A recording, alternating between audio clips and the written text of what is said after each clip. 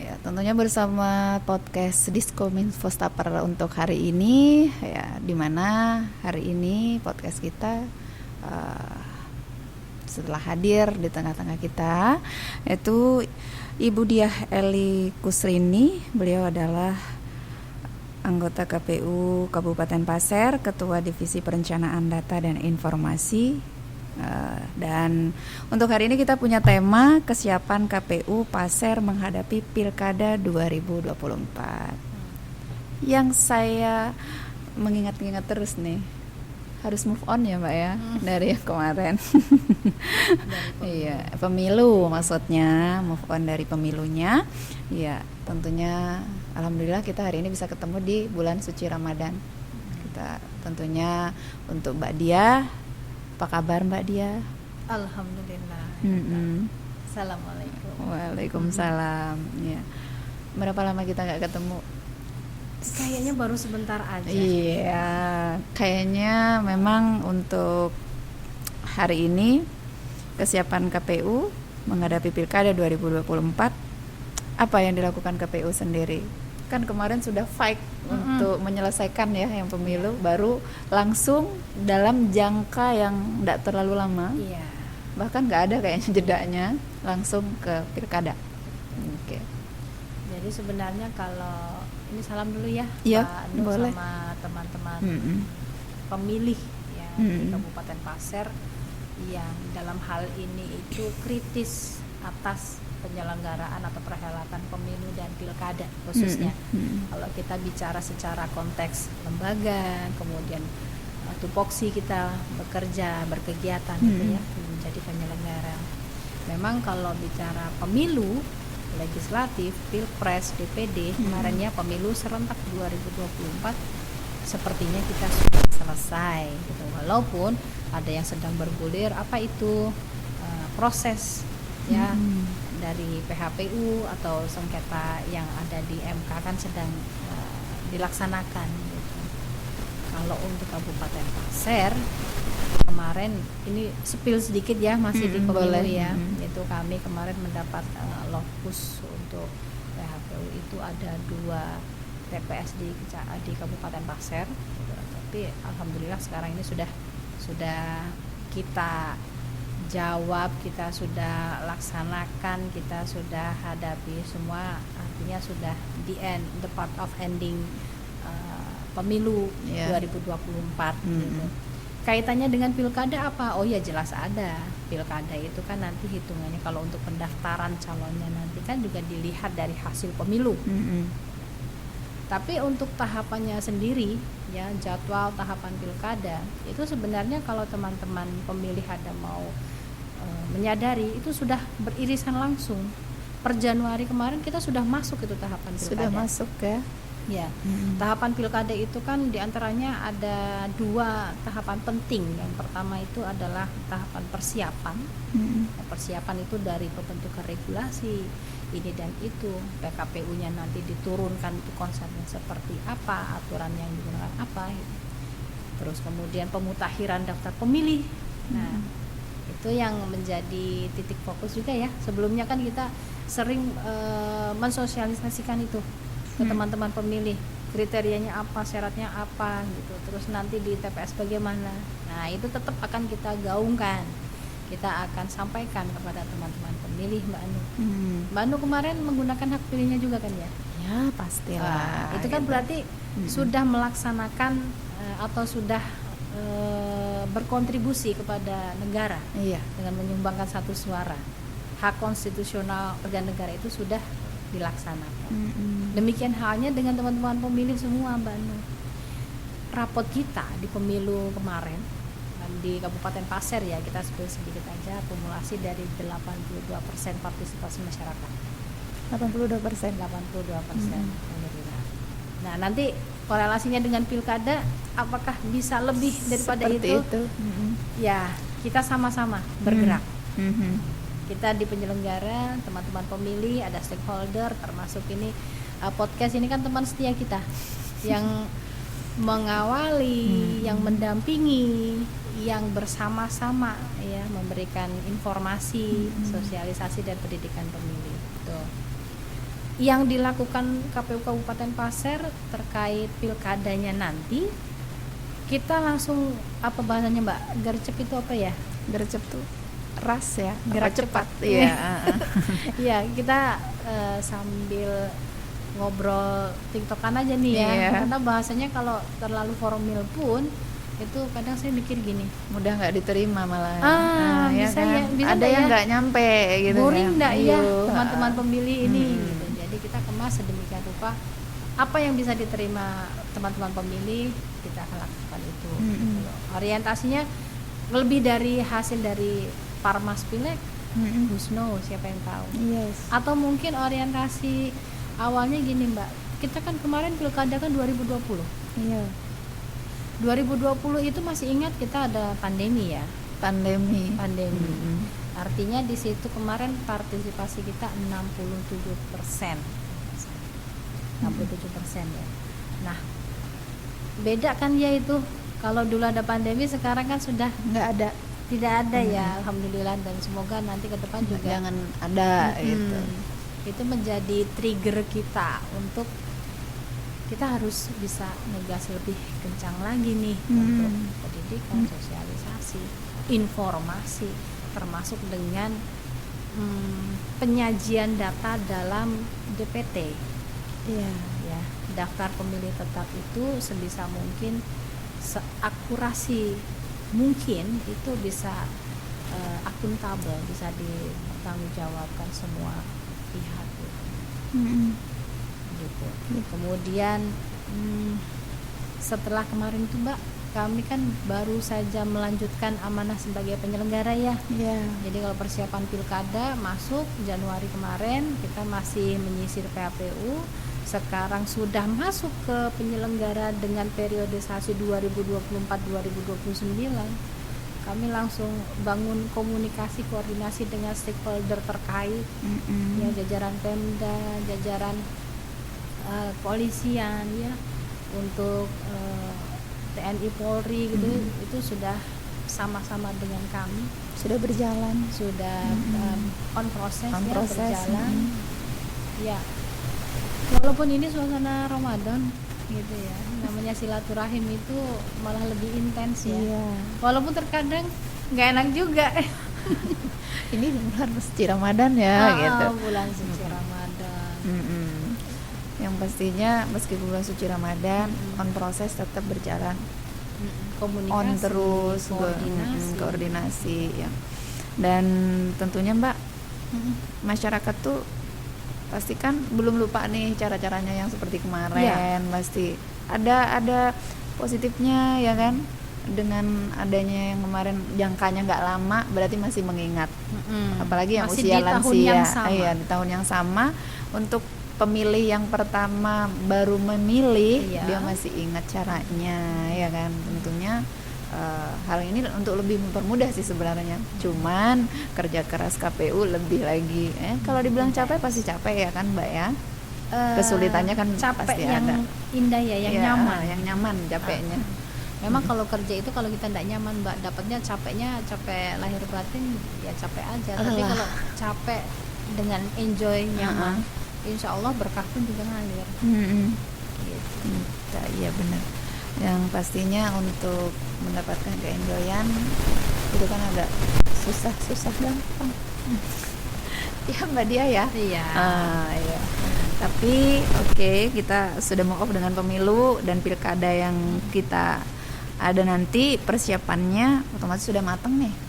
Ya, secara regulasi kan dengan terbitnya PKPU nomor 2 tahun 2024 ini yang masih hangat-hangatnya ya, itu sudah ada kesiapan dari penyelenggara KPU dengan jajaran sampai ke kabupaten kota. Itu sudah tinggal dari kabupaten kota nanti membentuk apa-apanya itu langsung kita laksanakan. Karena pemilu yang kemarin alhamdulillah di Kabupaten Pasir sukseslah, aman, terkendali ya kan, untuk Kabupaten Pasir yang kita bicarakan ini. Dan untuk pemungutan suara nih Mbak, pelaksanaan Pilkada serentak 2024 untuk memilih apa saja yang kayak gitu. Ini khususnya juga untuk teman-teman pemilih ya. Kalau kemarin di Pileg ya, kita ada 5 kotak kan. Mm-mm. Mbak kemarin nyoblos itu ada berapa kotak itu Mbak? 5 kan? Iya, ya? 5. 5 surat suara, 5 kotak, 5 pemilihan. Agak lama sih di dalam ruangan, Yes. soalnya banyak. Ya. Mm-mm. Dengan kapasitas satu TPS itu kan 300 pemilih. Mm-mm. Karena kecenderungannya kan 5 surat suara tadi.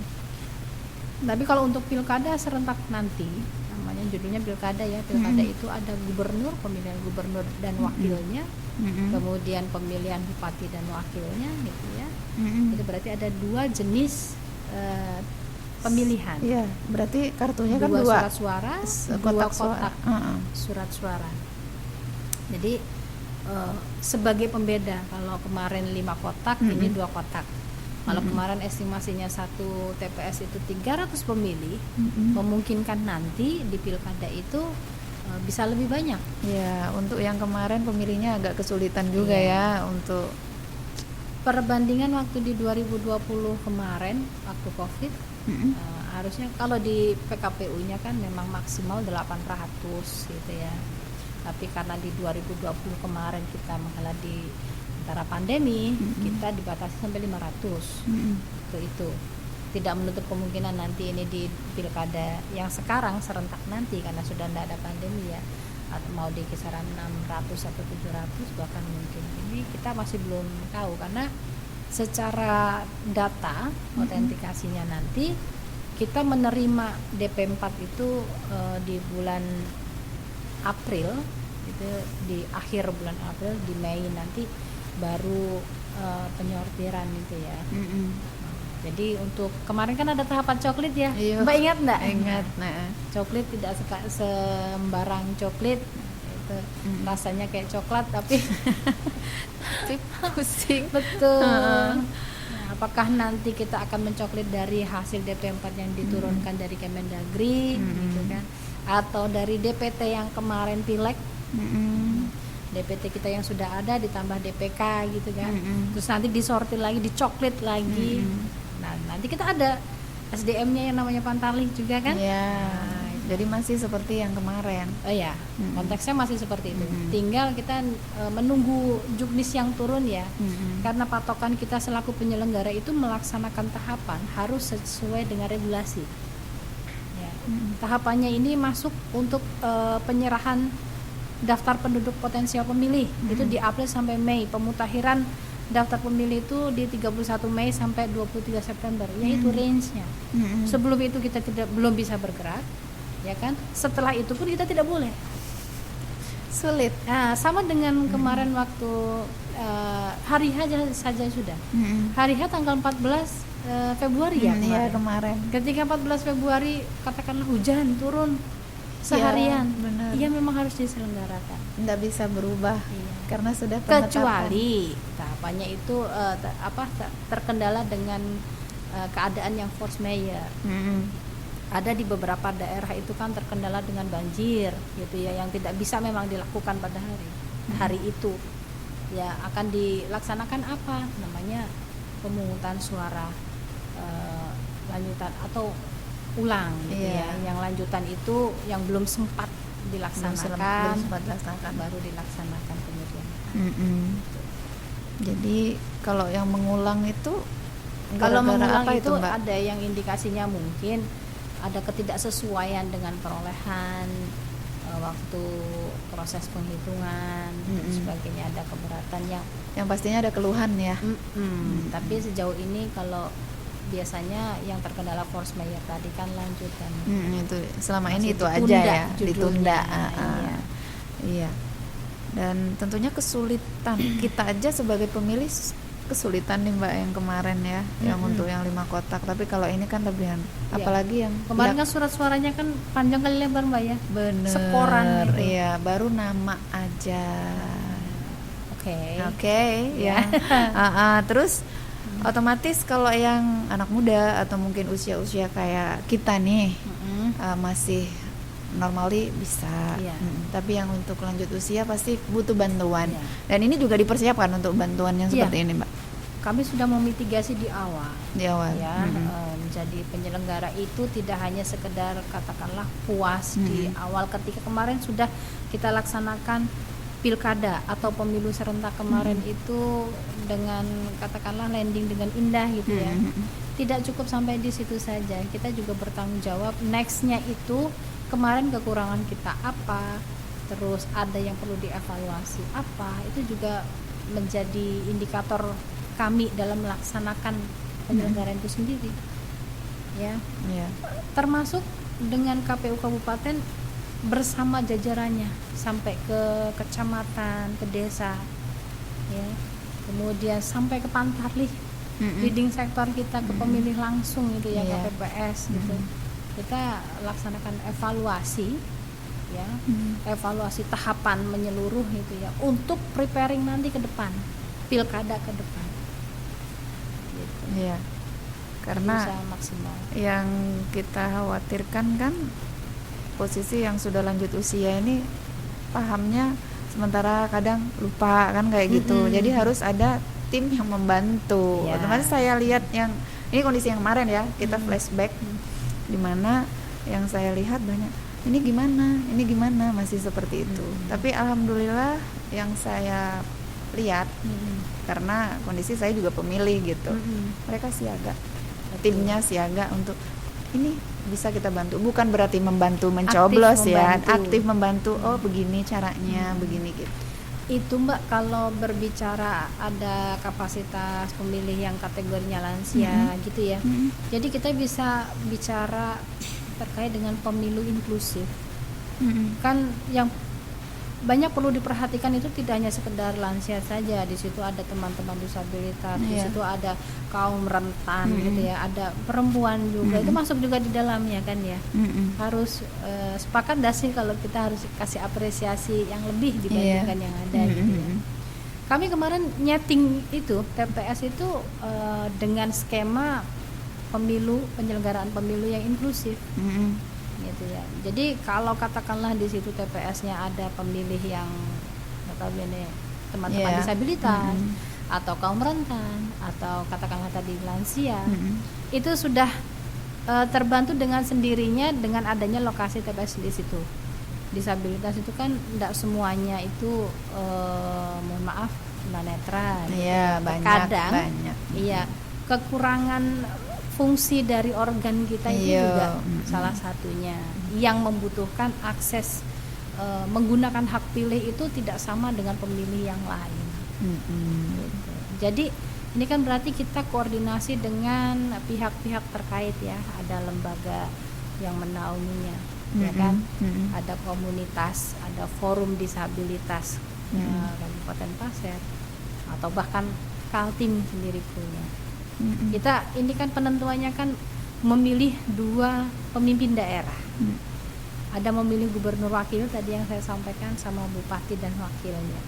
Jadi 2 kesempatan menggunakan hak suara kita, hak pilih kita dalam satu waktu. Ini di awal dulu ini. Di awal dulu saya menyampaikan untuk teman pemilih betapa berharganya menggunakan hak konstitusional kita selaku warga negara untuk membangun citra diri, membangun kapasitas daerah kita yang ada di sini. Iya, jadi jangan sampai hak suaranya diabaikan lah ya. Betul. Gitu. Karena satu suara kita sangat penting di situ. Dan tentunya untuk di pilkada syaratnya sudah banyak yang tahu, tapi bisa disampaikan lagi Mbak Dia, takutnya lupa ya. Kalau kita bicara syarat menjadi pemilih itu dari pemilu ke pemilu kurang lebihnya sama. Bedanya adalah yang kemarin sudah terdaftar sebagai pemilih, pemilu selanjutnya pasti akan ada pemilih baru. Tambahan pemilih baru yang kapasitasnya kemarin belum 17 tahun, next itu sudah 17 tahun. Anaknya Mbak Enu itu kemarin bertambah lagi ini nanti tahun ini anaknya ada Mbak Enu kan kemarin kayaknya jadi pemilih baru ya, pemilih pertama, muda, pemilih pemula. Nantinya pun mungkin adiknya atau temannya itu tahun ini ada. Nah, itu harus kita mutakhirkan lagi data pemilihnya, termasuk sama pemilih pemula ya yang kapasitasnya purna wirawan TNI Polri. Itu harus kita sesuaikan dengan kondisi nanti ketika kita mau menggelar pilkada. Iya, jadi ada tambahan baru ya. Jelas. Ada yang nambah, ada yang keluar. Yang meninggal tidak mungkin Iya, juga. tidak mungkin juga. Iya, jadi tetap progresnya kita melaksanakan itu, Iya. Mbak ya. Intinya satu, kalau kita menggunakan hak pilih kan kemarin membawa surat undangan sama KTP ya Mbak ya. KTP elektronik itu sesuai dengan domisilinya, ya kan, yang membuktikan bahwasanya yang bersangkutan atau pemilih berhak untuk menggunakan hak pilih dan memilih calon pemimpin di daerahnya. Katakanlah Pasir sama Kalimantan. provinsi ya, Provinsi. Kalimantan Timur. Kalau kemarin kan ada yang pendatang nih dari Jawa. Kalau pilpres kan masih bisa menggunakan hak pilih. Iya. Kalau sekarang Tidak bisa, sekalipun mungkin Jawa tapi domisilinya sudah di sini, boleh dong. kecuali KTPL. merubah domisili. Tapi kalau enggak, ya mohon maaf. gitu. Tidak bisa. Iya. Nah, tapi ada kadang sampai ribut mereka. Saya kan tinggal di sini lama, cuman di domisili kan tidak berubah gitu. KTPL-nya, Iya. Di situ ya ada kesulitan di situ. Padahal hak suaranya sangat penting. Betul. Kan domisili di sini sebentar aja bikin ya, Mbak ya. Jadi kalau belum ada domisili tolong sekarang Ya, dari itu sekarang. menjadi bagian dari kami bertanggung jawab untuk memberikan informasi. Ini melalui media podcast itu sangat luar biasa. Terima kasih sudah Sama-sama. difasilitasi. Iya, iya. Ya. Dan pengalaman sendiri baik di pilkada yang tahun lalu nih Mbak 2020. Iya. Pengalaman, mungkin ada pengalaman yang sedih atau senangnya, pasti senangnya banyak, sedihnya banyak juga, atau mungkin dibentak-bentak siapa. Rasa senang sih kita itu dengan rasa senang itu malah harus mewaspadai sedikit saja ya, tidak terlalu harus khawatir banget. Artinya ketika kita puas dengan sesuatu, kita tidak boleh terlalu jumawa. Ya, katakanlah tadi itu. Kemarin farmasnya sekian. Besoknya untuk next election gitu ya, untuk pilkada selanjutnya atau pemilu selanjutnya yakin ini akan nambah gitu ya. Padahal kita tidak tahu kondisinya. Ternyata waktu itu kita ada pandemi atau bahkan mungkin ada keadaan chaos di daerah yang mengakibatkan penduduk atau pemilih itu tingkat partisipasinya itu intensif. Bisa jadi kita tidak melakukan sosialisasi secara intens juga bisa terjadi. Jadi kalau kata kita untuk sekarang kita tetap gerak maksimal untuk memperoleh hasilnya nanti, biar kita sama-sama, namanya juga bekerja sama. Tidak hanya sekedar tanggung jawab penyelenggara saja, penyelenggara KPU dan Bawaslu saja yang di kabupaten ya, kita bicara Pasirnya. Tapi juga leading sektor. Pemerintahan daerah alhamdulillah menyambut baik, ya kan? Kemudian beberapa lembaga terkait di dalamnya tentunya dengan beserta unsur ya, kecamatan, desa, Polres, dan Dandim tadi itu jajaran Forkopimda itu sudah koordinasi kami juga intens. Termasuk pemilih itu sendiri, karena objektivitasnya kita kan adalah pemilih. Ya, stakeholder itu kan memfasilitasi. Iya. Makanya ketika kita jalan, nih kita ada mau menyasar pemilih muda, pemilih pemula di sekolah kan? Di sekolah ini yang punya rumah siapa? Oh, kita dengan teman-teman dinas pendidikan menengah di provinsi ataupun di Dikdas di sini. Semuanya terkait. Ya, jadi kita gandeng. Semoga demikian halnya juga dengan teman-teman stakeholder terkait ini juga apresiasinya luar biasa loh. Tapi flashback Mbak untuk 2020 pilkadanya yang mungkin nggak nyaman, yang nyamannya ada ya kan? Banyak. Yang nggak nyaman itu masih banyak nyamannya sih. Hanya gini, kurang nyaman dan itu sekarang sudah menjadi pembiasaan sih. Ritme kerja kita, kegiatan kita itu sebenarnya kalau dikatakan biasa tidak juga ya. Ritme kerja yang penuh waktu gitu. Iya, ya. benar pasti. Nah, itu jam 12 aturnya di rumah iya, masih di mana gitu kan. Jadi ini menjadi satu konteks permisi juga nih sama Mbak Nu selaku dari tim podcast juga. Apabila satu ketika dalam kondisi yang berbeda ruangannya, tempat dan waktu, tapi kita harus menyampaikan informasi itu ke teman-teman pemilih, ya kita akan laksanakan gitu. Iya, jadi tidak menutup kemungkinan every time, everywhere kita harus ayo gitu. Siap. Iya. Oke. Dan tidak nyamannya itu Mbak ya. Waktunya di rumah harus ada di mana betul, kita. apalagi perempuan. Bisa di jalanan ya. Tapi tanda kutip bukan di jalanan. Kenapa kan memang ada tanggung jawab dan visi misi yang harus dilaksanakan gitu. Tanggung jawab kepada pemilih, tanggung jawab kepada bangsa dan negara. Kadang sampai kita untuk keluarga kurang ya, bisa jadi banyak sudah dipermaklumkan. Artinya kita sudah masuk di situ itu dengan itikat baik dan ridho dari keluarga. Itu poin penting itu Mbak. Jadi pastinya untuk ketidaknyamannya hal-hal yang seperti itu. Mungkin ada yang nyamannya sudah banyak, sudah disampaikan tadi sama dia. Bisa bersama dengan mungkin di desa-desa ketemu ya Mbak ya, kita bisa journey, berinteraksi. Kayak apa ya, tentunya untuk journey-nya, perjalanannya sampai kemana-mana sudah.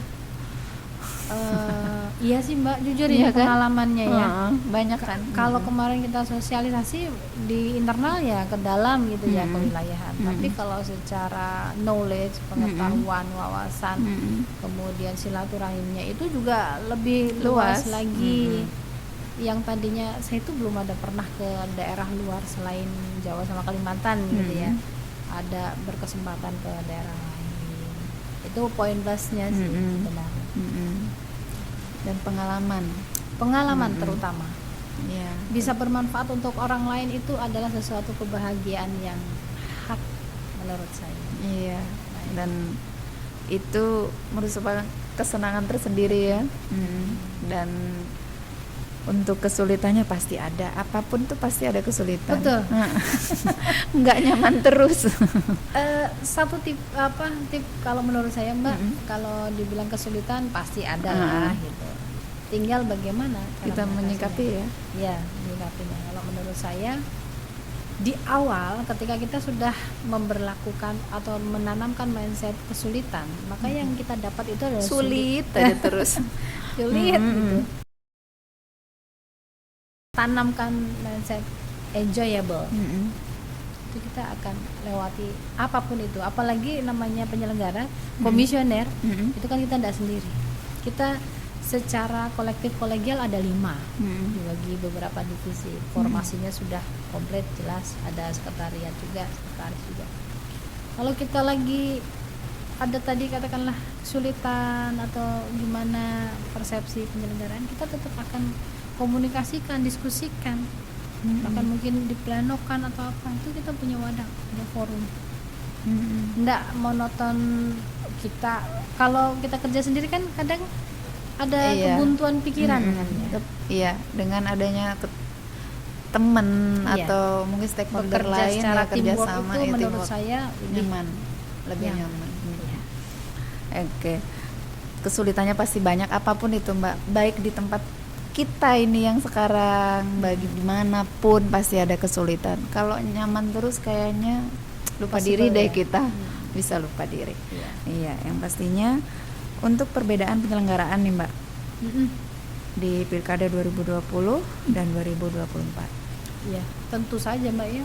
Ada.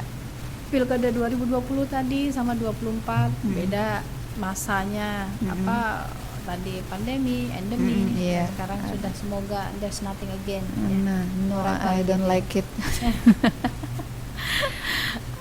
Ini aku suka loh ini Mbak, kadang-kadang kan suka memikirkan ke sana bilingual. Iya, yang pastinya kan tidak ada orang yang nggak mau suatu perkara, ya kan? Iya, betul. Tapi itu harus dihadapin. Iya. Nah, kalau dilihat secara jumlah kotak suara sama surat suara sih harusnya lebih nyaman di pilkada karena cuma 2 saja gitu. Tapi but is tapi lebih strength ya kan? Yes. No, of course. Ya. Yeah. Berhadapan secara langsung gitu kan. Siapa, di mana, kenapa, bagaimana. Nah, Bahkan kita fight dengan orang yang kita kenal kadang Betul. kan. Itu kesulitannya pasti di 2000. dan saya yakin kan Mbak, kalau menjadi penyelenggara itu kan integritas kita kan yang diutamakan ya, di atas segala-galanya Iya. gitu. Jadi kalau ada bahasa sekarang itu ini kalau ngikutin perkembangan polemik ini ya pemilu ya masih ya KPU dengan begini dan Iya, begitunya, begitu, iya. penyelenggara dengan begini dan begitunya. That's gitu. all ya. That's all. Kita akan mampu menyampaikan ini ke teman-teman pemilih tentunya secara akuntabel. Gitu. Iya. Dan harapannya deh Mbak untuk Ya harapannya sih Pilkada sebenarnya kita. enggak terlalu muluk, tapi but tanda kutip. iya. Heeh. Intinya kalau kemarin kita katakanlah bisa landing dengan indah gitu ya. Semoga nanti teman-teman pemilih ini mampu mengekspresikan dengan bertanggung jawab dan menjadikan pilkada nanti itu adalah ajang kontestasi yang berkualitas, tidak hanya sekedar partisipasinya saja yang naik ataupun katakanlah masif gitu ya, tetapi secara kredibilitasnya ya, secara martabatnya, secara kualitasnya itu bisa dipertanggungjawabkan. Iya. Tidak hanya sekedar banyak yang memilih, tapi memilih apa, kenapa, bagaimana itu betul-betul bisa bertanggung. That's right. Tentunya ya kerjasama dengan lembaga terkait. Karena sekarang masyarakat Tanggung sudah jawab. pintar juga ya kan? Iya. Ini kalau Mbak Eno juga kan kita berdiskusi begini kan Mbak Eno secara sudah jerapan informasi dengan listening itu kan bisa sampaikan dengan anaknya, dengan temannya, dengan apa. Termasuk teman-teman pemilih. Ya, we must show. Iya. Karena kita punya tujuan yang sama, kita punya visi yang sama, misi yang sama untuk membangun negara kita secara general dan kedaerahan kita secara lokal ya. Ingat loh, Kaltim kan jadi objek vital Yes. nasional IKN. ya. Jadi ini momen yang sangat penting Ya, sekali. tentunya kita harus pemilih harus tahu bagaimana mendapatkan sosok yang seperti apa. Mereka punya sendiri kriterianya masing-masing. Betul. Gitu, karena mereka punya hak pilih. Iya. Dan tentunya saya juga punya, Mbak Dia juga punya, ya kan? Keep ya. Keep, bertanggung jawab dengan semua. karena pilihan berbeda-beda, tapi don't fight, ya kan? Maksudnya kita jangan sampai memberikan contoh-contoh yang enggak. Iya. Kan masih dalam satu bingkai Pancasila dan Undang-Undang Bhinneka Dasar. Tunggal Ika. Yes. Mungkin ada something pantun. Ini karena pertemuan kemarin kita Iya. ngomongin pantun ya. Oke. Kebetulan ini masih missing deh Oh, sepertinya. missing Nanti ya? saya Oke. siapkan dulu ya. Iya. Yang pastinya kita dalam memilih mencari sesuatu yang bisa lebih. Yang pastinya apa harapan kita ke depannya. Satu aja, yang penting kita jangan terlalu puas dengan capaian kita. Karena tanggung jawab masih menanti. Hasilnya bagaimana itu kita tidak bisa memprediksikan di awal. Yang penting tetap berusaha maksimal dan laksanakan tahapan sesuai tanggung jawab masing-masing.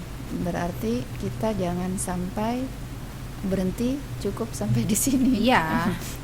Harus mendapatkan sesuatu. Bergerak. Iya, bergerak.